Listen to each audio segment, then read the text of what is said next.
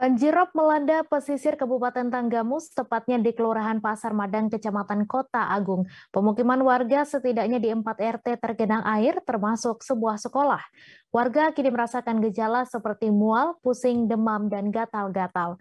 Untuk informasi lebih lengkapnya akan disampaikan langsung oleh rekan jurnalis Tribun Lampung, Nanda Yustizar, yang kini sudah terhubung bersama kami. Silakan Nanda. Ya, terima kasih, Mei. Dapat saya laporkan bahwa di Kelurahan Pasar Madang, Kecamatan Kota Agung, Kabupaten Tanggamus, itu dilanda banjirop pada sejak Minggu 18 Mei 2022. Hingga hari ini pun banjir masih belum surut, namun ketika siang hari biasanya sudah surut, sehingga kendaraan dapat melintasi jalan di lingkungan tersebut. Untuk Kelurahan Pasar Madang sendiri, yang paling parah terkena banjirop ialah Dusun Kapuran. Di sana terdapat 4 RT yang terkena banjirop. Yang paling parah ialah RT 16, RT 10, RT 9, dan RT 14. Kemudian dari Pemkab Tanggamus sendiri menindaklanjuti daripada bencana banjirop tersebut, maka mereka turun, khususnya Bupati Lampung Barat yakni Dewi Handayani, turun ke lokasi meninjau, kemudian memberikan bantuan berupa bantuan pangan dan kebutuhan pokok lainnya kepada warga terdampak, dan juga diberikan bantuan berupa air bersih dari PDAM setempat setiap harinya 3 kali sehari, yakni pagi, siang, dan juga sore hari. Di lokasi juga sudah didirikan posko pelayanan berupa posko kesehatan di situ. Jadi ketika warga mengalami berbagai macam gejala-gejala penyakit, bisa mendatangi atau bisa melaporkan berbagai keluhannya di posko tersebut. Kebanyakan dari warga yang terdampak mengeluhkan perihal gatal-gatal, kemudian demam, mual, dan pusing. Hanya berupa gejala-gejala ringan saja. Banjir tersebut memang kerap terjadi setiap tahunnya satu kali dalam setiap tahunnya. Sehingga warga pun sudah terbiasa akan hal itu. Namun Pemkab Tanggamus sendiri tidak bisa tinggal diam dengan kasus tersebut yang kerap berulang terjadi, sehingga menawarkan atau mengusulkan sebuah program, yakni merelokasi warga setempat yang berdomisili di wilayah rawan bencana banjir.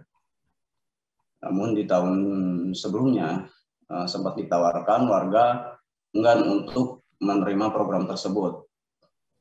Lantaran bisa menurut Sekda atau Sekretaris Daerah Tanggamus, yakni Hamid Heriansyah Lubis, itu mengatakan bahwa bisa jadi itu karena kurang efektifnya sosialisasi terhadap warga, sehingga warga gagal paham atas apa yang dinamakan dengan relokasi tersebut. Maka di tahun ini kemungkinan relokasi tersebut bakal ditawarkan kembali kepada warga, kemudian akan didata warga yang bersedia dan juga tidak bersedia, sehingga nantinya ketika sudah mendapatkan data tersebut, Pemkab Tanggamus akan mengusulkan program relokasi itu ke Kementerian PUPR agar dibangunkan sebuah perumahan rakyat atau perumahan khusus untuk warga setempat.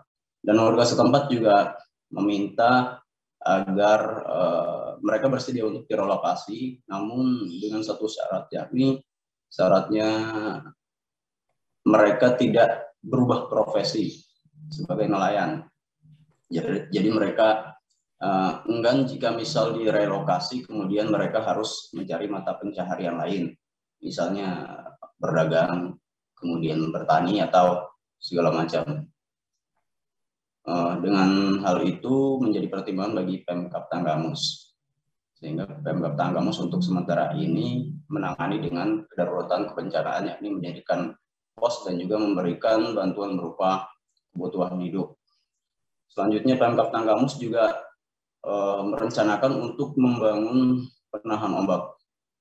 Penahan ombak tersebut bukan berfungsi untuk mencegah terjadinya banjir rob atau genangan, karena genangan masih bisa terjadi sekalipun nantinya penahan ombak tersebut telah dibangun.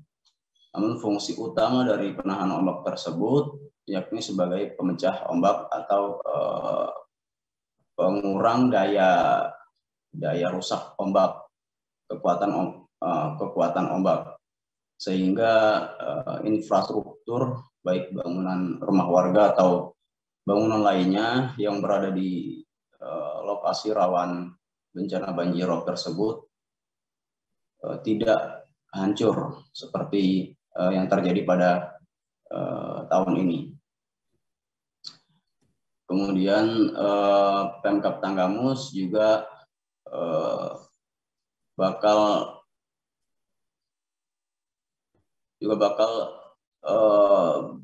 mensosialisasikan ini melalui program ini melalui berbagai macam media, baik media sosial maupun media-media seperti baliho dan segala macam, serta melalui interaksi atau secara lisan. Jadi harapan dari Pemkab adalah agar warga bersedia untuk direlokasi agar kejadian tersebut tidak berulang kembali dan tidak akan terjadinya, jangan sampai terjadi korban jiwa sehingga mengakibatkan kerugian yang lebih besar lagi. Demikian, Mei, saya kembalikan ke studio.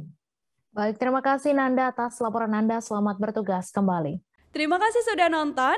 Jangan lupa like, subscribe, dan share ya.